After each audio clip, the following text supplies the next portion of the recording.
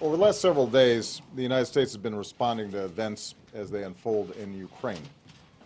Now, throughout this crisis, we have been very clear about one fundamental principle. The Ukrainian people deserve the opportunity to determine their own future. Together with our European allies, we have urged an end to the violence and encouraged Ukrainians to pursue a course in which they stabilize their country, forge a broad-based government, and move to elections this spring. I also spoke several days ago with President Putin, and my administration has been in daily communication with Russian officials.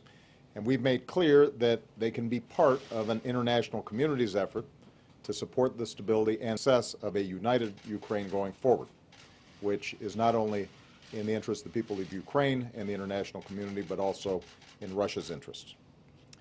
However, we are now deeply concerned by reports of military movements taken by the Russian Federation inside of Ukraine. Russia has a historic relationship with Ukraine, including cultural and economic ties, and a military facility in Crimea. But any violation of Ukraine's sovereignty and territorial integrity would be deeply destabilizing, which is not in the interest of Ukraine, Russia, or Europe.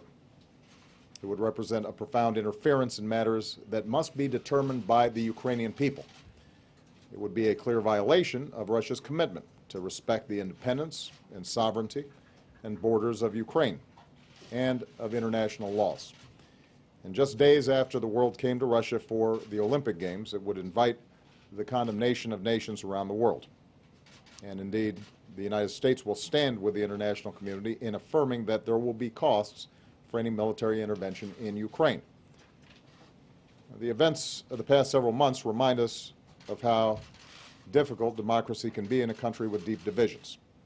But the Ukrainian people have also reminded us that human beings have a universal right to determine their own future. Right now, the situation remains very fluid. Vice President Biden just spoke with the Prime Minister of Ukraine to assure him that in this difficult moment, the United States supports his government's efforts and stands for the sovereignty, territorial integrity, and democratic future of Ukraine. I also commend the Ukrainian government's restraint and its commitment to uphold its international obligations. We will continue to coordinate closely with our European allies. We will continue to communicate directly with the Russian government, and we will continue to keep all of you in the press corps and the American people informed as events develop. Thanks very much.